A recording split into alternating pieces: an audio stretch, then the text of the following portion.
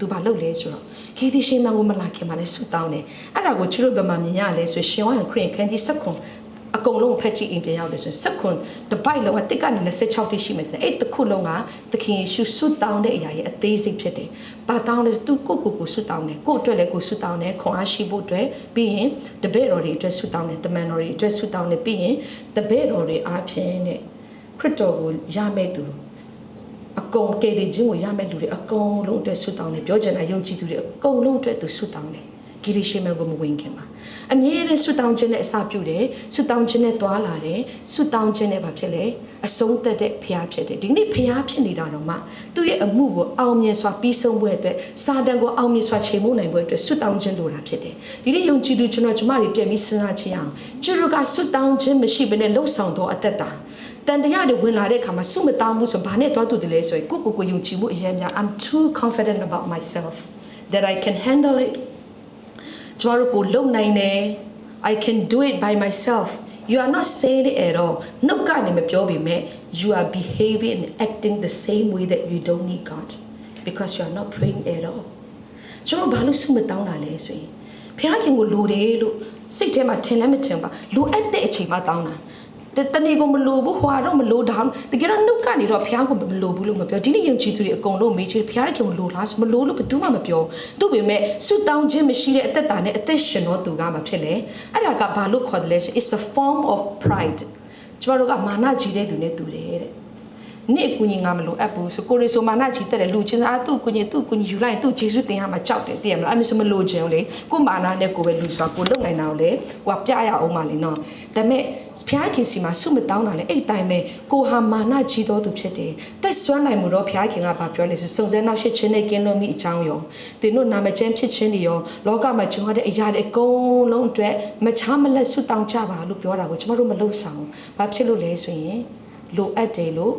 ့မထင်တဲ့အတွက်ကြောင့်ဖြစ်တယ်ဆွတောင်းတဲ့အခါမှာလည်းဘုရားကပေးနိုင်တယ်လို့လည်းစိတ်ထဲမှာမခံစားရအောင်ပေးမယ်တချို့ဆွတောင်းတဲ့အရာတွေအချားကြီးဆွတောင်းလာပြီမဲ့အခုချိန်ထိလည်းဒီဆွတောင်းခြင်းမပြည့်တဲ့အခါကျဆုလည်းမတောင်းခြင်းတော့ဘာဖြစ်လဲဒါကြောင့်ပြောချင်တာပါလဲဆိုရင်ဆုတောင်းတာကလိုချင်တာရဖို့တခုတည်းမဟုတ်ပဲနဲ့စုံစမ်းနှရှိခြင်းမရှိဘူးစုံစမ်းနှရှိခြင်းကိုကြော်သွားဖို့မဤခွက်ကိုလွန်သွားမယ်ဆိုလွန်ပါစေသူတော်ညာလည်းဖခင်ရဲ့အလိုတော်ပြည့်စုံပါစေလို့ပြောတဲ့အခါမှာဒီခွက်ကမလွန်သွားအောင်ကျွန်တော်ယုံကြည်သူရဲ့သက်တာထဲမှာမဖြစ်မနေကြုံရမယ့်စုံစမ်းနှရှိခြင်းတွေအများကြီးရှိတယ်သူ့ပေမဲ့အဲ့ဒီစုံစမ်းနှရှိခြင်းထဲမှာအောင်မြင်စွာကြော်လွှားနိုင်ဖို့အတွက်တော့မလဲကြဖို့ရမလဲကြဘဲနဲ့မဆုံးရှုံးဘဲနဲ့အောင်မြင်တော်သူအသက်တာဖြစ်အသက်ရှင်ဖို့ရန်အတွက်နေ့ရက်စင်တိုင်းမှာဆုတောင်းခြင်းကလိုအပ်တာဖြစ်တယ် ministry အတွက်ဖြစ်စေအသင်းတော်မှာဆက်ခဲ့တဲ့အချိန်မှာဖြစ်စေအပြင်မှာအလုပ်လုပ်တဲ့အခါမှာဖြစ်စေတငယ်ချင်းနဲ့စကားပြောတဲ့အခါမှာဖြစ်စေ relationship မှာဖြစ်စေအိမ်ထောင်ပိုင်းမှာဖြစ်စေဒီကနေ့အိမ်ထောင်ရှိတဲ့သူတွေကိုယ့်ရဲ့အိမ်ထောင်အတွက်ဖခင်ကိုဘယ်လောက်ထိစက္ကန့်အနံပြီးပြီလဲဒီနေ့ single ဖြစ်နေတဲ့ကျွန်တော်ကျမတွေအကုန်လုံးကကိုယ့်ရဲ့ relationship တွေအတွက်ဖခင်ရှိမှဘယ်လောက်ထိကျွန်တော်တို့ဒူထောက်ခဲ့ဘူးပြီလဲဒီနေ့အလောက်ကိုင်မှာအရန်ကိုအားကြီးတဲ့သူတွေအလောက်ကိုင်မှာဖခင်ချီးမြှောက်ခြင်းပွဲကန်ခြင်းဖခင်ပေးတဲ့ပညာဉာဏ်တွေရဖို့အတွက်နေ့ရက်စင်တိုင်းမှာဖခင်ရှိမှဒူထောက်နေတဲ့သူဖြစ်ပြီလားဒီနေ့ခက်ခဲတဲ့ customer နဲ့ဆက်ဆံရတဲ့သူတွေအရန်ကိုခက်ခဲပြီးအချင်းရုပ်တယ်လို့ထင်ရတဲ့လူတွေနဲ့ဆက်ဆံရတဲ့ကျွန်တော်ကျမတွေကဒီအရာကိုအောင်မြင်စွာဆက်ဆံနိုင်ဖို့အတွက်ဖခင်ပေးတဲ့ပညာဉာဏ်ဖခင်ချစ်ခြင်းမေတ္တာနဲ့ကောင်းသောအရာဖြစ်အောင်မြင်ဖို့ရန်အတွက်ကျမ်းစာကပြောလဲဆိုရှောမဩရာစခန်းကြီး7ပိုက်ငယ်27မှာအစိုးအဖြစ်အရှုံးမခံနဲ့အကောင်းအဖြစ်အစိုးကိုနိုင်လို့တဲ့ဆိုစုံစမ်းနောက်ရှိခြင်းတဲ့ကိုကြသွားတယ်ဆိုတာကအဲ့ဒါကအကောင်းကနေမနိုင်ဘဲနဲ့အဆိုးကိုအနိုင်ပေးလိုက်တာဒါပေမဲ့အဲ့ဒီအကောင်းအဆိုးကိုအရှုံးမပေးဘဲနဲ့အဆိုးကိုနိုင်ပြီးတော့မှအကောင်းအဖြစ်နိုင်ဖို့ဆိုတာကဘုရားခင်ရှေ့မှာဒူးထောက်ဖို့လိုတာဖြစ်တယ်ဒီနေ့ဘုရားဖြစ်တဲ့ခရစ်တော်တော်မှာခမည်းတော်ရဲ့အလိုတော်ကိုဝန်ခံပြီးတော့မှဆုတောင်းတယ်ကျွန်တော်ကျမတို့ကဘယ်သူမို့လို့ဆုမတောင်းဘဲနဲ့ဒီလောကမှာအသက်ရှင်ရတာလဲနောက်ဆုံးချမ်းပိုက်လေးကိုဖတ်ရအောင်တင်တို့ကိုအဲ့ဒါလေးတစ်ချက်လောက်ဖတ်ရအောင်တင်တို့ကိုတင်တို့နိုင်ဆိုရင်ခြင်းမှုရှိတဲ့များတို့ကိုကိုရိုနိုင်အနံ့ချတော့တမာတတိရှိရဲ့မအိပ်ပဲစောင့်နေချတော့တင်တို့ဤရန်သူသည်ဟုတော့မာနတိဟောက်တော်ခြင်းသေးကဲ့လို့မေသူကိုမြို့ရမည်နေဟုလက်လက်ဆွေရရှိ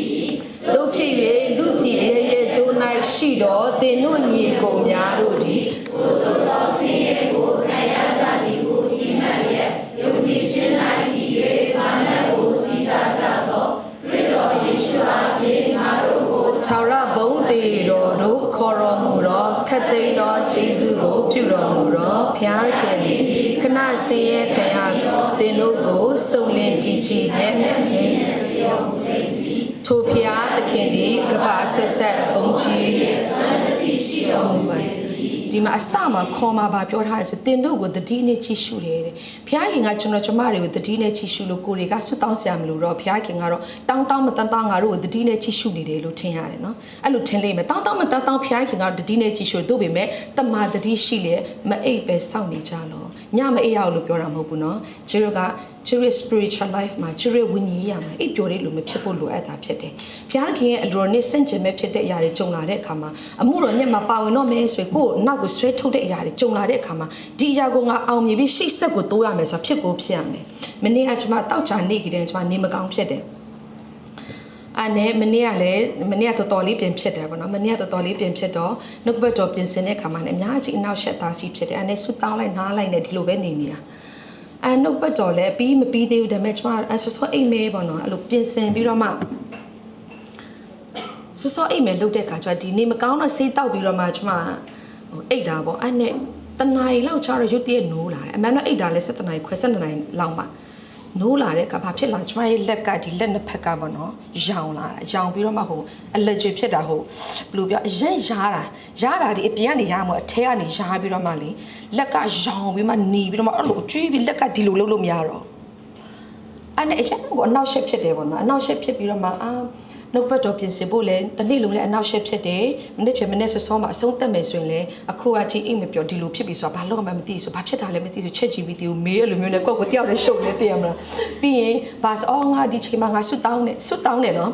ဆွတ်တောင်းလေစိတ်ထဲမှာငါနဲ့သူဆွတ်တောင်းပေးတယ်လို့လည်းမရှိဘူးပေါ့နော်အဲ့လိုစဉ်းစားမိရတခင်ဘာမှအဲ့ချိန်မှာဘာသွားပြီးစဉ်းစားမိတယ်လဲဆိုတခင်ရွှက်ကြီးတဲ့ရှေ့မှာဥယျာဉ်မှာဆွတ်တောင်းတဲ့ခါမှာတကယ်လိုအပ်တဲ့ချိန်မှာတပည့်တော်တွေကသူနဲ့အတူတူမနေဘဲနဲ့သူတယောက်တည်းဆွတ်တောင်းနေရတဲ့ဟာကိုပြန်မစဉ်းစားပြီးမှဒီကနေ့ကျွန်မပြင်ဆင်တဲ့နှုတ်ပတ်တော်ကိုဘုရားခင်ကကျွန်မကိုပြန်ပြီး remind လုပ်တယ်ကိုယ်တိုင်ကဒီနှုတ်ပတ်တော်ကိုပြင်ဆင်နေတဲ့အချိန်မှာပင်ဘာဖြစ်လဲဆိုတော့ကျွန်မချက် GPT ကိုတော့မင်းနေဘာ reaction ဘာညာပေါ့နော်အဲ့နဲ့ကျွန်မဒါ allergic ကျွန်မတောက်နေကြဆေးပဲအဲ့ဆေးကြောင့်မို့ allergic ဖြစ်သွားတာတော်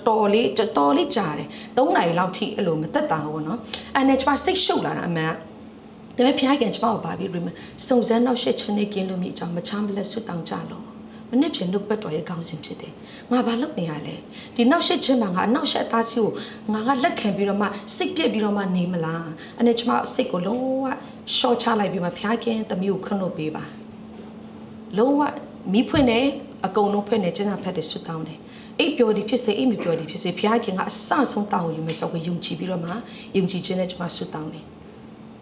ယ်ဆွတ်တောင်းလိုက်ကျန်းစာဖတ်လိုက်ပြင်ဆင်လိုက်ဆွတ်တောင်းလိုက်နဲ့ကျွန်မအဲ့လိုတညလုံးနေတယ်ဘယ်နိုင်မှာတော့အိပ်ပျော်သွားလဲကျွန်မမသိတော့ဘူးအဲ့နဲ့အင်ချင်စိတ်ပေါ်လာနေကျွန်မအိပ်ပျော်သွားတယ်ဒီတမနက်မှာနိုးထားတဲ့အခွင့်ကိုဖျားခင်ကပေးတာဖြစ်တယ်ကျွန်မတို့ကဘာပဲလုပ်ကျွန်မတို့ကိုနောက်ဆက်တဲ့အရာတွေပြီးလို့ရှိရင်ကျွန်မတို့ကိုဖျားနဲ့ဝေးကွာစေတဲ့အရာတွေအဲ့ဒါတွေကကျွန်မတို့ပတ်ဝန်းကျင်မှာကျွန်မတို့အနီးနားမှာအများကြီးရှိတယ်မြင်ရတဲ့အရာတွေလည်းရှိတယ်မမြင်ရတဲ့အရာတွေလည်းအများကြီးရှိတာဖြစ်တယ်ကျွန်မတို့ကအောင်မြင်တော်သူဖြစ်နေပြီးဖြစ်တဲ့အတွက်ကြောင့်မို့လို့အောင်မြင်ဖို့ရအတွက်ကြိုးစားနေတဲ့သူမဟုတ်ခရစ်တော်ပေးတဲ့အောင်မြင်ခြင်းကိုယူပြီးတော့မှခရစ်တော်အပြင်ငါကအောင်မြင်တော်သူဖြစ်တယ်ခရစ်တော်ကအဆိုးဆုံးသောအခက်ရအခက်ဆုံးသောအခက်ခဲဆုံးသောအရာကိုဂေဒရှိမဲ့ဥယျာဉ်မှာတော့ဆွတောင်းရင်းနဲ့အောင်မြင်ခဲ့တယ်လို့ပဲဒီနေ့ငါအတွက်အရန်ကိုခက်ခဲပြီးငါတယောက်တည်းဖြစ်နေတဲ့အချိန်မှာလေဘုရားခင်ကငါနဲ့သူရှိပြီးတော့မှအဲ့ဒီဆွတောင်းခြင်းကိုနားညောင်းပြီးငါနဲ့သူရှိတဲ့အခါမှာဖြစ်လေခုနအားငယ်နေတဲ့အရာတွေအားနေတဲ့အရာတွေပြီးလို့ရှိရင်စိတ်ရှုပ်တဲ့အရာတွေအကုန်လုံးကိုဘုရားခင်ကဖယ်ရှားပေးပြီးတော့မှညီသက်ခြင်းရဲ့အရှင်ဖြစ်တဲ့ယေရှုခရစ်တော်ပေးတဲ့ညီသက်ခြင်းနဲ့